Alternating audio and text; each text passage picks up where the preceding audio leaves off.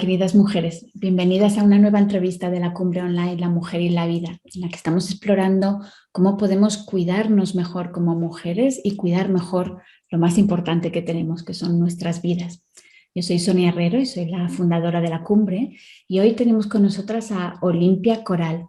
Olimpia es asesora legislativa, es conferenciante y ella es bastante conocida en México porque allí fue la impulsora de la primera ley que existe en México y en América Latina sobre violencia digital. Y ella ha venido hoy a hablarnos de cómo cuidar la vida también pasa por cuidar los derechos que tenemos como mujeres, y tiene una historia muy inspiradora de cómo ella lo ha hecho y cómo ha transformado no solo su vida, sino todo el entorno y bueno, la sociedad en México también. Olimpia, muchas gracias por estar aquí hoy con nosotras. Hola, Sonia, pues muy agradecida con ustedes por haberme invitado y muy contenta de estar en esta cumbre. Gracias. Olimpia, ¿qué es para ti cuidar la vida? Para mí cuidar la vida es la autonomía de decidir vivir, ¿no?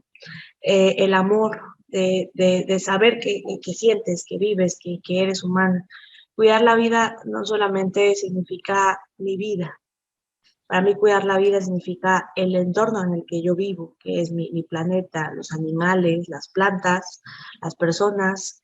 Cuidar la vida es también el derecho a decidir sobre la misma. Cuidar la vida para mí es algo que no nos enseñan cuando estamos chiquitas, que es a amarnos, a querernos, a ser libres, autónomas, independientes. Cuidar la vida también es la digna rebelión para mí. Seguir luchando y seguir haciéndolo desde el amor como único camino y como único destino. Sí, cuando te escucho, Olimpia, veo, o sea, para tu recorrido de vida es muy coherente con lo que has dicho, ¿no? Como tú has defendido tus derechos y también has hecho algo que no era solo bueno para ti, sino para un colectivo, ¿no? En este caso, el colectivo de mujeres. Cuéntanos un poquito de tu historia y de cómo llegas tú a ser una defensora de los derechos de la mujer en el mundo digital, sobre todo. Bueno, yo soy Olimpia Coral Velos, soy originaria de una provincia en México que se llama Huauchinango, Puebla, un municipio chiquillo de la Sierra Norte, en donde, bueno, el 80% de las comunidades que ahí radican son comunidades indígenas. Cuento el contexto porque el contexto es un pueblito muy chiquillo en el cual la idiosincrasia, la educación, la cultura es pues completamente machista. Y desgraciadamente es un pueblo en donde lo que pasa se entera toda la cuadra, todo el pueblo. Yo tenía un novio cuando tenía 18 años, de estos novios de los que una quiere y adora por sobre todas las cosas, por el amor romántico que nos enseñan a las mujeres a hacer, a estar ahí, a querer, a perdonar todo, a pesar de cualquier situación, hay que perdonarlos, a pesar de cualquier situación, hay que estar ahí. Yo fui educada de esa forma, ¿no? En una sociedad en la que todo esto me decía el novio, entonces el novio me pidió algún día hacer un video sexual. Yo, por supuesto que ahora sé que lo dudaba, como que no quería, pero pues con tal de que no me dejara el novio, ¿no? Yo accedo a grabar ese video sexual. Ese video sexual, digamos, se grabó de esta manera, de modo que solamente yo me veía, él nunca se vio. Ese video sexual se empezó a difundir primero en WhatsApp, luego en Facebook, luego en Instagram, luego en Twitter y luego en lo que llamamos páginas porno, que en realidad son mercados de explotación sexual en línea. Yo tenía fotografías de mí, mi deporte favorito era la escaramuza charra. Yo tenía fotografías de mí vestida a caballo, con mi sombrero, mis botas, mis espuelas, todo. Y alguien tomó una fotografía de mí vestida de escaramuza, la subió a ese mercado de explotación sexual que se llamaba en ese momento Rola Las Huauchinango y empezó con la siguiente frase, ¿no? Alguien quiere ver cómo monta de verdad. A los 500 likes subimos el video. Y no se juntaron 500 likes, se juntaron, por desgracia, más de 2000 likes en menos de una hora de personas que yo conocía, que no conocía, amigas, amigos, todas las personas diciendo para qué se grabó, qué tonta, qué imbécil, eso le pasa por ciertas posiciones, ofensas, llamadas, recibí más de 40 solicitudes de amistad, principalmente de personas, hombres, pidiéndome sexo a cambio de bajar ese video. Algunos de ellos pedían dinero, algunos de ellos me sextorsionaban, pero uno en especial pidió tener sexo con un perro para bajar ese video. Yo por supuesto que no lo hice, pero las escenas de sentir miedo de ti, de tener repugnancia de tu cuerpo, de tu ser, de tu cara. Yo hubiese querido tener un cirujano plástico que me quitara esta cara de limpia y pusiera la cara de otra persona, para que yo pudiera salir a la calle y la gente dijera, mira, ahí va la loca del video sexual, ¿no? Entonces, a mí me da mucha vergüenza incluso llamarme Olimpia, porque mi nombre estuvo relacionado con un hashtag, Olimpia la gordibuena de Huachinango. O sea, yo perdí mi identidad, mi autonomía, todo por un video sexual. Eh, para mí eso del COVID-19 no es nuevo, ¿no? Eso está encerrado y no salía nada. Yo también ya lo había vivido hace años, solo que con un virus más grande que no se quita con un cubrebocas o con una inyección, que es el machismo, que es la misoginia, que es un poder patriarcal que siempre se ensaña contra los cuerpos de las niñas y de las mujeres. Cuando yo intenté denunciar ante el Ministerio Público, lo primero que dijo el Ministerio Público fue si me había violado. Le dije que no. ¿Te acosó? Le dije que no. Me dijo, a ver el video. Y yo, tonta, ingenua, más chiquilla, sola, le saco el video, se lo enseño, y para que se burlara delante de mí, delante de todas las personas que estaban en ese Ministerio Público, y dije, miren, a ver el video, digo, como prueba de delito. Uy, no. Y se los enseñé a todos delante de mí. Y le dice, si esto fuera, ¿cuántos años tienes? Le dije, no, pues que ya soy mayor de edad. Dijo, uy, si fueras menor de edad sería pornografía infantil. Pero como eres mayor de edad, en este país eso no existe como delito. ¿Cuál? No es violencia, es virtual, no es real. O sea, no pasó nada, ni modo, vete a tu casa que te eduquen mejor. Yo, por supuesto que intenté suicidarme 3 veces. Ese día salí del Ministerio Público, fue la última vez que intenté suicidarme. Yo no quería vivir, yo le pedía a lo que sea que insistiera, que me matara, que me muriera, porque no había manera de defenderme. ¿Defenderme de qué si yo me dejé grabar? ¿Defenderme de qué si nadie me violó? ¿Defenderme de qué si nadie me acosó? Ahora entiendo que es violencia, pero fueron muchos años para incluso descubrir la violencia en un mundo donde todavía tienes que llegar casi con semen en la vulva para que te crean que fuiste violada, o en un mundo donde tienes que llegar casi arrastrando a tu acosador para que te crean que fuiste acosada. Cuando es virtual, pues es todavía peor, ¿no? Porque no había manera de probarlo, y además fue un sexo consensuado. Lo que no fue consensuado es la viralidad. Para cerrar, digamos, lo que a mí me hizo darle un giro de 360 grados fue cuando ya me había difundido en todos lados. Ya no salía de mi casa. Yo estaba ya prácticamente desahuciada personalmente. Y un día, en un domingo familiar, cuando estábamos a punto de ver una película, toda mi familia, llegó mi hermanito de 14 años. En ese momento, aventó el teléfono en la cama. Estaba toda mi familia, estábamos a punto de ver una película. Ellos no sabían nada. Entonces avienta el teléfono y le dice a mi mamá, mamá, ahí está ese pinche video que dicen que hay de mi hermana, sí existe, es real, y me lo acaban de mandar por WhatsApp. Se lo mandaron a toda mi familia por WhatsApp. Yo, que ya me habían visto mis vecinos, bueno, ya han visto lo de la tienda, bueno, ya me habían visto las autoridades, bueno, en redes sociales, bueno, pero mi familia era como lo peor que me había pasado. Mi mamá, a pesar de sus condiciones paupérrimas, ¿no? A pesar de vivir una educación pues sumamente pues poca, ¿no? Mi abuela no terminó ni la primaria, mujeres que desgraciadamente no tuvieron una persona que las apoyara como nuestros papás o mis abuelos, fueron madres solteras.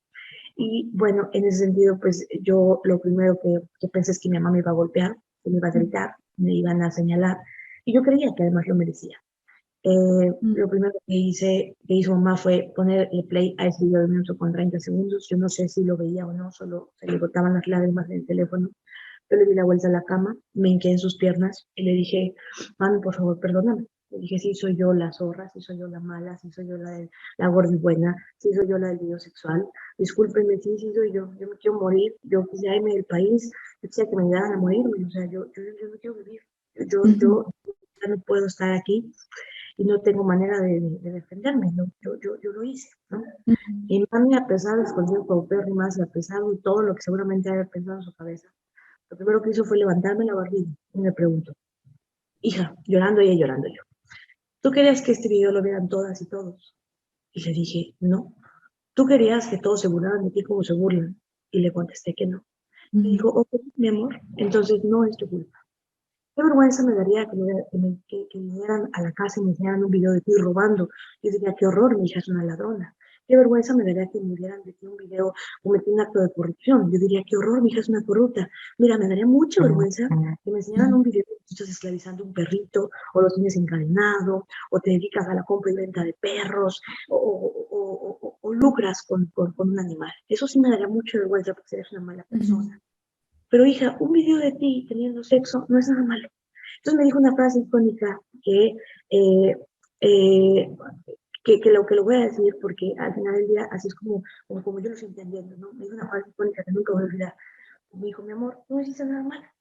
Me dijo, todas y todos cogemos. Aquí, obviamente, Sí, la sí. palabra coger, ¿no? Es tener relaciones sexuales, Tener ¿no? sexo, sí. Todas y todos cogemos. Me dijo, y entonces empieza a señalar a toda mi familia. Dice, tu tía coge, tu prima coge, tu papá coge, el vecino que te juzga coge, las autoridades cogen, las personas que te ven cogen. Tú no hiciste nada malo, mi amor, hasta yo cojo, me dijo.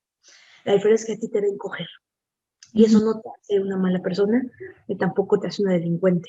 Lucha y porque tú tienes derecho a la intimidad.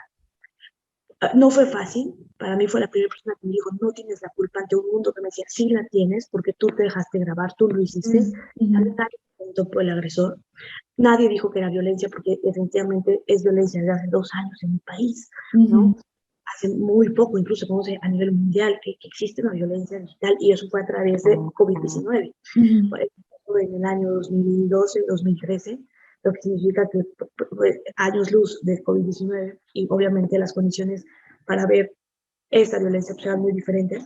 Y bueno, pues yo conocí más casos de más mujeres que al igual que yo habían sido exhibidas, solo que a diferencia de mí, ellas no tenían el apoyo de sus familias. También sus familias las habían corrido, sus familias sí las habían juzgado. Entonces entendí que yo tenía un privilegio diferente. Yo al menos tenía un lugar de donde refugiarme, donde no salir a la calle, donde esconderme. Ellas no.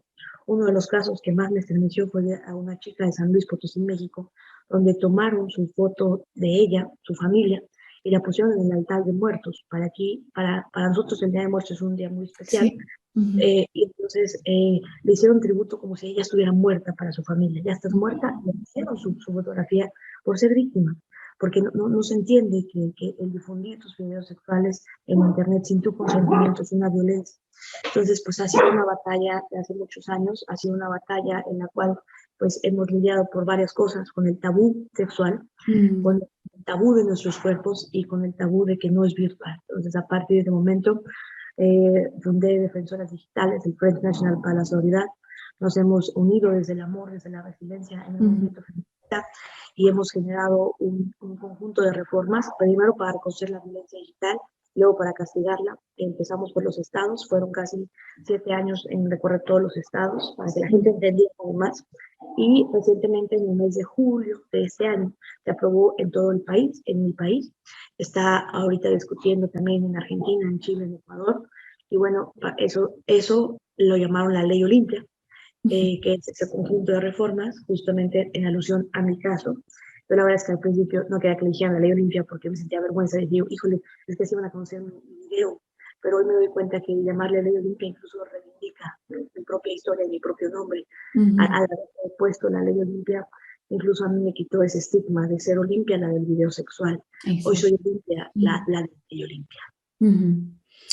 Wow, Olimpia, qué historia. Yo ya la había escuchado y te había escuchado más veces, pero me gustaría darle un poquito de espacio para que las mujeres como también lo puedan asimilar, ¿no? Que, bueno, primero que nada, que es violencia porque tú no diste tu consentimiento, ¿no? Y que cuando nosotras no damos nuestro consentimiento, estamos sufriendo una violación. Puede ser que no das tu consentimiento para que haya un vídeo tuyo o una foto o lo que sea.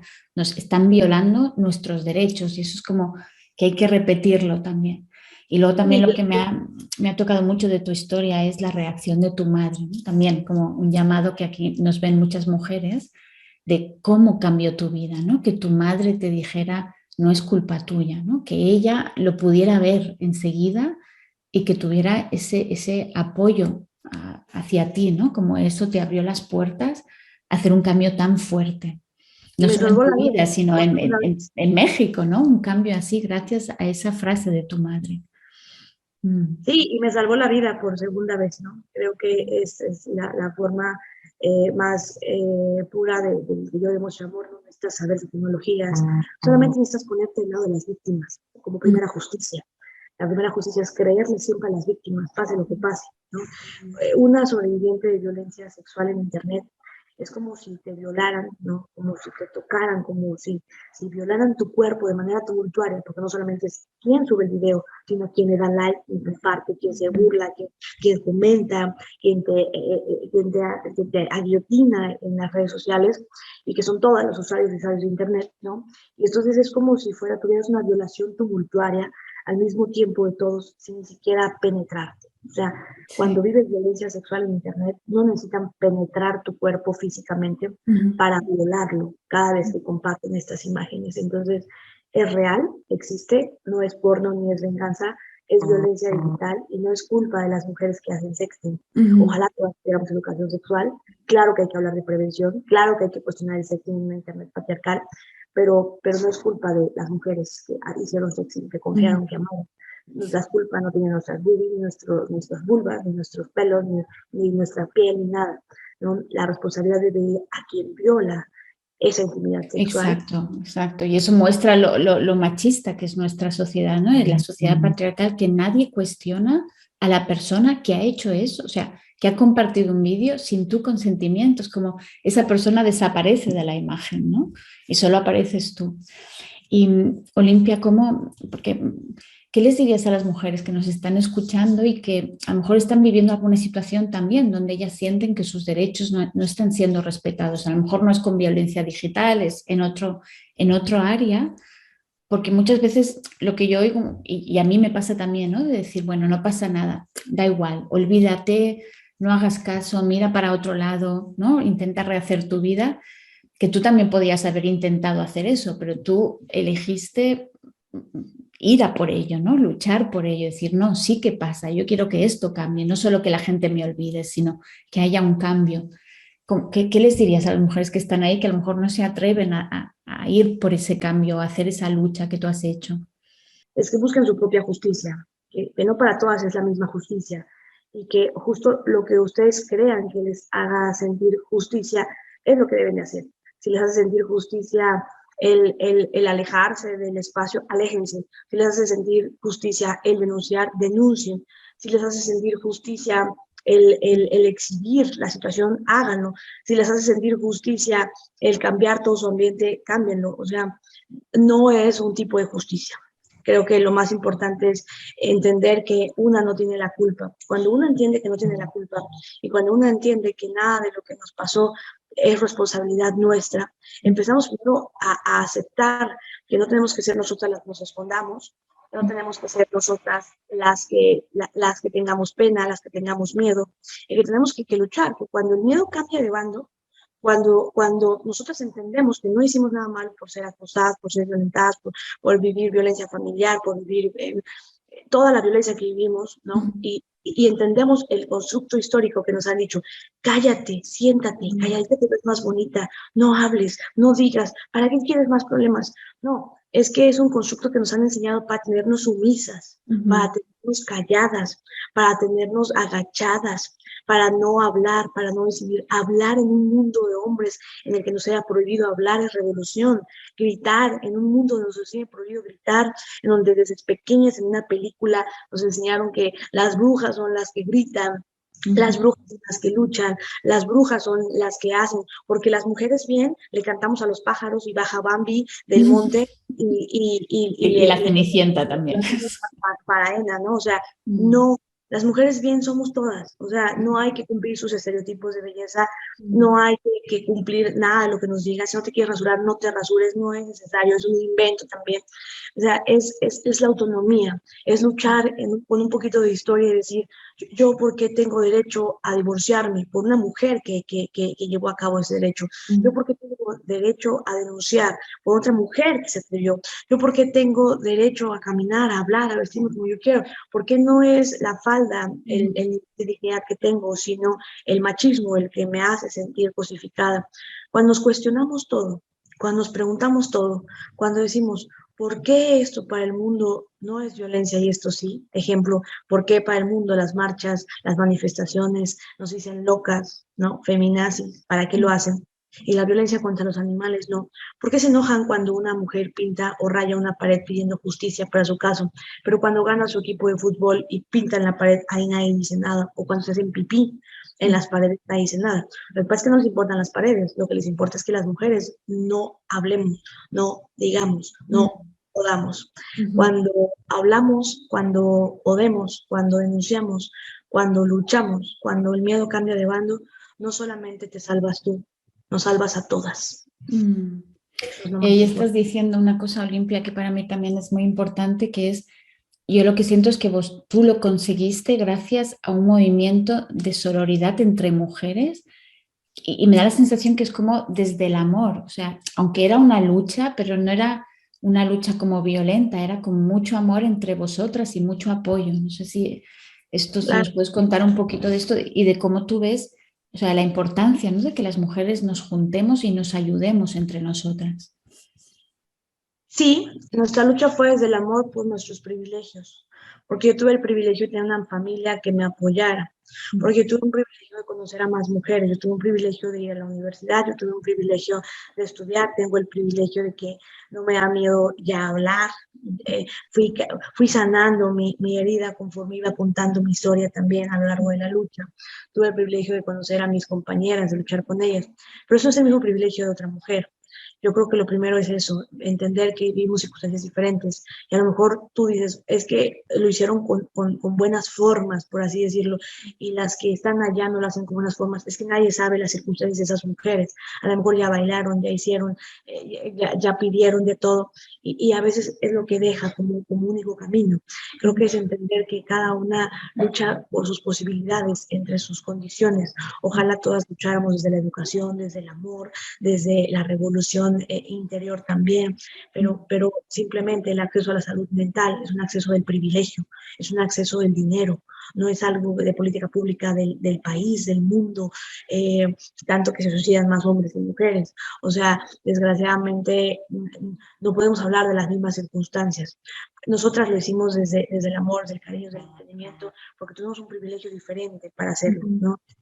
Pudimos entender y aterrizar una reforma legislativa que fue con base a mucho estudio, con base a tener acceso a educación de mejor calidad que otras mujeres, y con base al final del día en saber, entender la política de mi país, ¿no? Porque tampoco es que se hizo sola, también leímos muchísimo, investigamos muchísimo, nos leímos todas las leyes estatales de todo el país, vaya, hicimos estrategia, claro que hicimos política, pero nuestra política, política feminista, política nuestra, entendido el feminismo como una revolución de amor, de cariño, y no significa que porque yo traiga el pelo largo soy buena feminista, y porque alguien que traiga el pelo corto o los pelos verdes es una mala feminista, simplemente yo decidí así traer el pelo, y esa mujer decidió traer el pelo diferente, y no por eso son malas o feas, o no se nos quita la feminidad es un invento patriarcal que nos ha dicho para ser sumisas. Esas mujeres simplemente rompen el estereotipo de belleza y dijeron, sí, la revolución, pero también con mi cuerpo. Yo voy a hacer con él lo que yo Lo quiera. que yo quiero. Entonces, creo que va muy encaminado a vernos, como tú dices, desde el amor, desde todas las circunstancias que nos rodean cuando somos mujeres. Wow. Es muy intenso todo lo que cuentas, Olimpia, y ya se nos está acabando el tiempo, pero antes de acabar, es que me gustaría preguntarte por el proyecto de Defensoras Digitales, que es el proyecto al que quieres que vayan los beneficios que tengamos con esta cumbre, si nos quieres contar.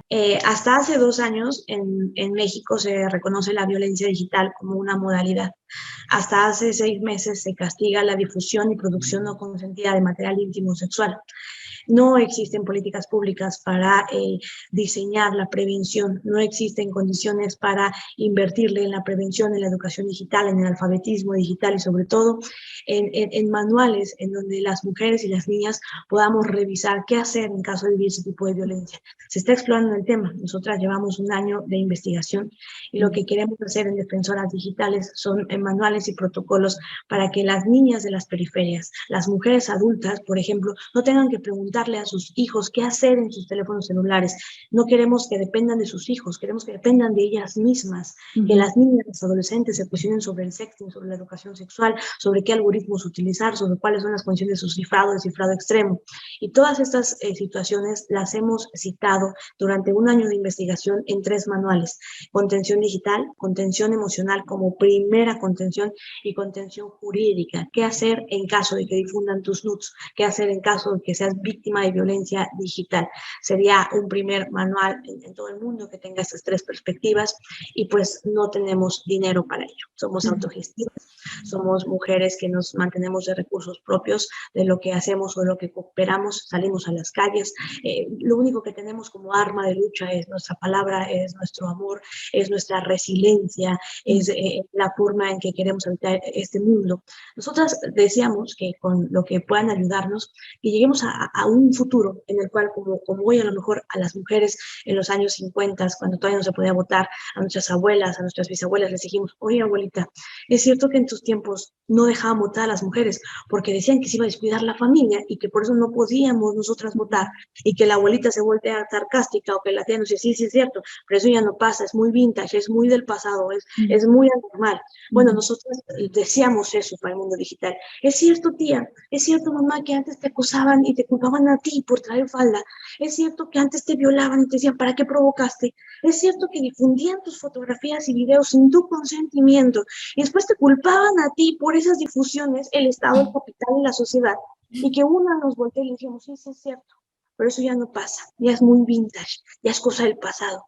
Lo que queremos es que lo que no fue para nosotras, que sea para sus hijas, que sea para ustedes y que sea para las que vienen, porque el mundo que habitamos es virtual, también es real, y queremos estar seguras también en Internet, y justo la prevención para nosotras es la máxima de nuestra lucha, y pues necesitamos muchos recursos para poder dar estas guías, no solamente a las personas en privilegio que puedan tener acceso a Internet, sino a las mujeres pobres, a las mujeres afrodescendientes, a las mujeres indígenas, a las mujeres de las periferias que no tienen acceso a Internet y que probablemente con ese librito podrán entender que no es su culpa y que tienen que seguir luchando y qué hacer en caso de este tipo de violencia. Wow, es muchísimo. O sea, yo me siento muy inspirada cuando lo oigo, Olimpia, de todo lo que tenéis en manos y que realmente es algo muy nuevo en nuestras sociedades, ¿no? Toda la violencia por Internet y que no tenemos herramientas, y como vosotras estáis ahí para transformar eso, para, como tú decías, ¿no? Que un día alguien diga: pero esto era así antes. Entonces yo también dejo así el llamado a todas las mujeres que nos estáis escuchando para poder comprar el pase vida, y con ese pase nosotras podemos financiar proyectos como el de Olimpia y todas las mujeres que trabajan con ella, que ella no está sola. Así que espero que eso pueda ser real también. Olimpia, para acabar la entrevista, si las mujeres que nos están escuchando solo se pudieran acordar de una frase tuya, una frase, ¿qué les dirías? No es tu culpa. Es lo que yo les diría. No es tu culpa. Lucha, porque nuestros cuerpos, nuestras vaginas, nuestras vulvas, nuestros rostros, nuestras caras han sido esclavizados en una propiedad privada. Luchar está bien, gritar está bien, joder está bien, que hablemos y que hablemos mucho, que gritemos y que gritemos mucho, que hagamos amor entre nosotras, porque justo también eso es irnos en contra del sistema, en un sistema que nos enseñó a odiarnos, a amarnos, es revolución. Qué bonito. Voy a dejarlo con esa frase que me parece tan bonita, que es algo que también aquí en Tu Mujer, La Mujer y la Vida, también promocionamos, ¿no? El juntarnos entre las mujeres, el amarnos y desde ahí seguir moviendo, ¿no? Seguir transformando. Olimpia, ha sido un placer tenerte aquí hoy con nosotras y escuchar tu historia. Así que muchas gracias de nuevo y gracias por todo el trabajo que hacéis, que me parece impresionante y sé lo difícil que es, ¿no? Pero ahí estáis, al pie del cañón, transformando. Así que gracias. Y a todas vosotras, muchas gracias por haber estado aquí con nosotras, escuchándonos, y nos vemos en la siguiente entrevista. Hasta pronto.